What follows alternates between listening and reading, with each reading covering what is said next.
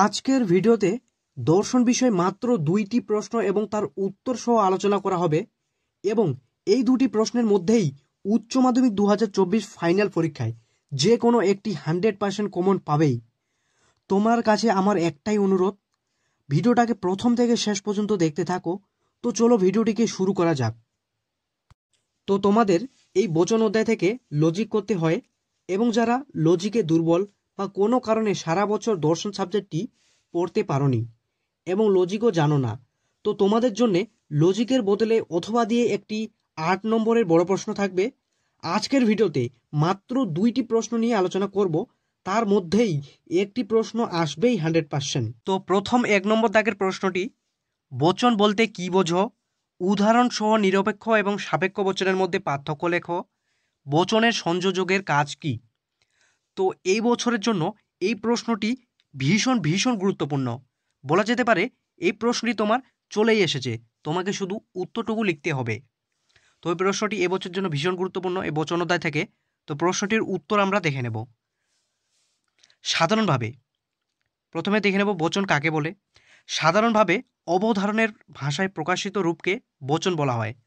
অন্যভাবে বলা যায় দুটি পদের মধ্যে কোনো একটি সম্বন্ধের স্বীকৃতি বা অস্বীকৃতিকে বলা হয় বচন। এরপর দেখব নিরপেক্ষ বচন। যে বচনের দুটি অংশ হিসাবে দুটি পদ বা শব্দ সমষ্টি থাকে এবং যে বচনে সত্য বা মিথ্যা হওয়ার জন্য শর্ত হিসাবে অন্য কোনো বচন বা বাক্যের ওপর নির্ভর করতে হয় না, তাকে শর্ত নিরপেক্ষ বা নিরপেক্ষ বচন বলে। উদাহরণ দেওয়া রয়েছে, ফুল হয় লাল। এই বচনের ক্ষেত্রে ফুল লাল হওয়ার জন্য কোনো শর্ত প্রয়োজন হয় না। এবার চলে আসবো সাপেক্ষ বচন। সুন্দর করে পয়েন্ট করা আছে, তোমরাও সেম এইভাবে লিখবে, তাহলে তোমরা 8-এ 8 কিন্তু পাবেই। যে বচনের দুটি অংশ হিসেবে দুটি নিরপেক্ষ বচন থাকে এবং যে বচনের সত্য হবার জন্য শর্ত হিসাবে বচনটির অন্তর্গত দুটি অংশের বচনের পারস্পরিক সম্পর্কের ওপর নির্ভর করতে হয়, তাকে শর্ত সাপেক্ষ বচন বা সাপেক্ষ বচন বলে। উদাহরণ, যদি মেঘ করে তাহলে বৃষ্টি হবে। এখানে বৃষ্টি হওয়া বিষয়টি মেঘ করা এই শর্তের উপর নির্ভরশীল। তাহলে আমরা দেখলাম নিরপেক্ষ বচনের ক্ষেত্রে কোনো শর্ত লাগে না এবং সাপেক্ষ বচনের ক্ষেত্রে শর্ত অবশ্যই লাগে। উদাহরণ, যদি মেঘ করে তাহলেই বৃষ্টি হবে। এখানে বৃষ্টি হওয়াটা মেঘ করার উপর নির্ভরশীল। তো এরপর চলে আসবো আমরা নিরপেক্ষ ও সাপেক্ষ বচনের পার্থক্যটি দেখে নেব। নিরপেক্ষ বচন উদ্দেশ্য ও বিধেয় পদের সম্বন্ধ শর্ত নিরপেক্ষ, কিন্তু সাপেক্ষ বচনের উদ্দেশ্য ও বিধেয় পদ সম্বন্ধ শর্ত সাপেক্ষ। অর্থাৎ নিরপেক্ষ বচনের উদ্দেশ্য বিধেয় পদের সম্বন্ধ শর্ত নিরপেক্ষ, মানে কোনো শর্ত লাগে না, কিন্তু সাপেক্ষ বচনের উদ্দেশ্য ও বিধেয় পদের সম্বন্ধ শর্ত সাপেক্ষ, এখানে শর্ত লাগে। 2 নম্বর, নিরপেক্ষ বচনের গুণ ও পরিমাণ স্পষ্টভাবে উল্লেখ করা থাকে, কিন্তু সাপেক্ষ বচনের গুণ ও পরিমাণ স্পষ্টভাবে সর্বদা উল্লেখ করা থাকে না। তারপরে দেখে নেব নিরপেক্ষ বচনের আকার হলো এস হয় পি অথবা এস নয় পি। অন্যদিকে সাপেক্ষ বচনের আকার হলো যদি পি তবে কিউ আর পি অথবা কিউ। এরপরে দেখে নেব আমরা বচনের সংযোজকের কাজ। যে শব্দ বচনের উদ্দেশ্য ও বিধেয়ের মধ্যে একটা সম্বন্ধ স্থাপন করে তাকেই বলে সংযোজক। যেমন উদাহরণ, রাকেশ হয় ছাত্র, এই বচনে হয় হচ্ছে সংযোজক। তাহলে হয় সংযোজকের সাহায্যে রাকেশ সম্পর্ক ছাত্র কথাটি স্বীকার করা হয়েছে। তো এইভাবে যদি তোমরা প্রশ্নের উত্তরটি পড়ো তাহলে খুবই সহজ এবং খুব সহজে কিন্তু মুখস্থ হয়ে যাবে এবং 8-এর মধ্যে 8ই পাবে কিন্তু। তো এই অধ্যায় থেকে আরেকটি প্রশ্ন তোমাদেরকে পড়তে হবে, 2 নম্বর দাগের প্রশ্নটি। তার আগে তোমাদেরকে একটি কথা জানিয়ে রাখি, এইভাবে তোমাদের অন্যান্য সাবজেক্টের উত্তর সহ প্রশ্নগুলির ভিডিও পেতে আমাদের এসআর একাডেমি চ্যানেলটিকে অবশ্যই সাবস্ক্রাইব করে রাখুন এবং পাশে থাকা বেল আইকনটিকে প্রেস করে রাখুন এইরকম হেল্পফুল ভিডিও সবার আগে পাওয়ার জন্য। তো 2 নম্বর দাগের প্রশ্নটি দেখে নেব। নিরপেক্ষ বচনের গুণ ও পরিমাণ বলতে কি বোঝো এবং গুণ ও পরিমাণ অনুসারে নিরপেক্ষ বচনের শ্রেণীবিভাগ করো। বাক্য ও বচনের মধ্যে পার্থক্য লেখো। তো এই প্রশ্নটি এভাবেও ঘুরে আসতে পারে, নিরপেক্ষ বচনের গুণ ও পরিমাণ বলতে কী বোঝো? দৃষ্টান্ত সহ নিরপেক্ষ বচনের চতুর্বর্গ পরিকল্পনা ব্যাখ্যা করো। তো তোমাদেরকেও যদি রিস্ক নিতে চাও তো তোমরা উপরে যে 1 নম্বর প্রশ্নটি দিয়েছি সেটা পড়লেই হবে, কিন্তু তোমাদের প্রত্যেকের জীবনে উচ্চ মাধ্যমিক পরীক্ষাটি একবারেই আসে। তো তোমরা কোনো মতন রিস্ক না নিতে চাও তো এই প্রশ্নটি পড়ে যাও। আশা করি এই দুটির মধ্যে 100% কমন পাবেই, তোমরা নিশ্চিত থাকতে পারো এই দুটির মধ্যে যে কোনো একটি কিন্তু পাবেই।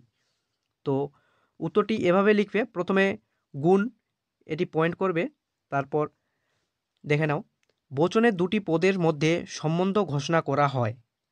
সম্বন্ধ স্বীকৃতিমূলক সম্বন্ধ বা হ্যাঁ বাচক হতে পারে এবং অথবা দিয়ে অস্বীকৃতিমূলক সম্বন্ধ বা না বাচকও হতে পারে। হ্যাঁ বাচক সম্বন্ধ প্রকাশের ভাষা হলো হয় এবং না বাচক সম্বন্ধ প্রকাশের ভাষা হলো নয়। উদাহরণ, সকল মানুষ হয় বুদ্ধিমান জীব, বচনের গুণ হাবাচক অর্থাৎ হয়। তো এরপর পয়েন্ট করবে গুণ অনুসারে শ্রেণীবিভাগ। যে বচনের বিধেয় উদ্দেশ্যের সম্পর্কে কোনো কিছু স্বীকার করে তাকে সদর্থক বচন বলে, অর্থাৎ হ্যাঁ বাচক বচন সদর্থক বচন প্রকাশক।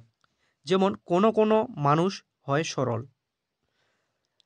এখানে বিধেয় সরলতা একটি গুণটি কতিপয় মানুষ সম্পর্কে স্বীকার হয়েছে। আবার যখন কোনো বচনের বিধেয় পদ উদ্দেশ্য সম্পর্কে কোনো কিছু অস্বীকার করে তখন তাকে নগর্থক বলা হয়, বচন বলে। যেমন কোনো এই গুণটি সব মানুষ সম্পর্কে অস্বীকার করা হয়েছে, অর্থাৎ গুণ অনুসারে বচনের দুটি ভাগ পেলাম আমরা, একটি হলো সদর্থক অর্থাৎ হ্যাঁ এবং নগর্থক অর্থাৎ নয়। এরপরে পয়েন্ট করবে পরিমাণ উদ্দেশ্য পদের দিকে লক্ষ্য রেখে বচনের পরিমাণ নির্ধারণ করতে হয়। উদ্দেশ্য পদ কোনো জাতি বা কোনো শ্রেণীকে নির্দেশ করে যে বচনে ওই জাতি বা ওই শ্রেণীর অন্তর্গত সমগ্র বা সকল সম্পর্কে কিছু বলা হয় তাকে সার্বিক বচন বলে, এবং সে বচনের ওই জাতির বা শ্রেণীর একটি অনির্দিষ্ট অংশ সম্পর্ককে কোনো কোনো সম্পর্কে কিছু বলা হয় তখন তাকে আংশিক বচন বা বিশেষ বচন বলে। অর্থাৎ কোনো শ্রেণী বা জাতির যখন সমগ্র শ্রেণীর কথা বলা হবে সমগ্র, তখন তাকে কি বলে? সামান্য বা সার্বিক বচন বলে, এবং সে জাতির যদি কোনো আংশিক বা বিশেষ কিছু কিছু কথা বলা হয় তখন তাকে বিশেষ বা আংশিক বচন বলে। এরপর পয়েন্ট করবে পরিমাণ অনুসারে শ্রেণীবিভাগ। যে বচনের বিধেয় দ্বারা উদ্দেশ্যের সমগ্র ব্যক্তার্থ স্বীকৃত বা অস্বীকৃত হয় তাকে সামান্য বা সার্বিক বলে। সাধারণত সামান্য শব্দের দ্বারা আমরা অল্প বুঝালেও তর্কবিদ্যা সামান্য শব্দটি সমগ্রকে বোঝানো হয়। যেমন কোনো প্রাণী নয় জড় পদার্থ, এখানে জড় পদার্থ গুণ সমগ্র প্রাণী জগৎকে সম্পর্কে স্বীকার করা হয়েছে। আবার বলা যায় সকল প্রাণী হয় প্রাণ বিশিষ্ট, এখানে প্রাণের যা ধর্ম তা হলো সকল প্রাণীকে সম্পর্কে স্বীকার করা হয়েছে, অর্থাৎ এখানে সকলকেই স্বীকার করা হয়েছে। এরপরে চলে আসবো আবার যে বচনের বিধেয় দ্বারা উদ্দেশ্যকে আংশিক ব্যক্তার্থ স্বীকৃতি বা অস্বীকৃতি হয় তাকে বিশেষ বচন বলে। উদাহরণ, যেমন কোনো কোনো মানুষ হয় স্বার্থপর, এখানে সমগ্র মানুষকে স্বার্থপর বোঝানো হয় না, তাই তাকে বিশেষ বচন বলা হয়। উপরোক্ত আলোচনার মাধ্যমে পরিমাণ অনুসারে বচন আমরা দুই ভাগে পেলাম, যথা সার্বিক বা সামান্য এবং বিশেষ বা আংশিক। তো এরপর পয়েন্ট করবে বাক্য ও বচনের পার্থক্য। বাক্য ও বচনের মধ্যে পার্থক্য দেখে নাও। বাক্য হলো অর্থযুক্ত শব্দ বা শব্দের সমষ্টি। বচন হলো দুটি পদের মধ্যে সম্বন্ধের স্বীকৃতি বা অস্বীকৃতি। এরপর 2 নম্বর, বাক্য দুটি অংশ থাকে যথা উদ্দেশ্য ও বিধেয়, কিন্তু বচনের 4টি অংশ থাকে যথা পরিমাণ, উদ্দেশ্য, বিধেয় ও সংযোজক। 3 নম্বর, বাক্যের নির্দিষ্ট আকার নেই, যেমন যাও, তুমি নিয়ে যাও ইত্যাদি, কিন্তু বচনের নির্দিষ্ট আকার আছে, যেমন কোনো কোনো মানুষ হয় শিল্পী, কোনো মানুষ নয় অমর ইত্যাদি। তো বন্ধুরা, আশা করি এই দুটি প্রশ্নে তোমরা খাতায় নোট করে ভালোভাবে পড়বে। তো আজকের ভিডিওটির মাধ্যমে একটু হলেও উপকার করতে পারলাম। তো তোমরা একটু হলেও উপকৃত হলেও তোমরা চ্যানেলটিকে অবশ্যই সাবস্ক্রাইব করে থাকবে। তো দেখা হচ্ছে অন্য কোনো ভিডিওয়। ততক্ষণ তোমরা ভালো থাকো, সুস্থ থাকো। ধন্যবাদ।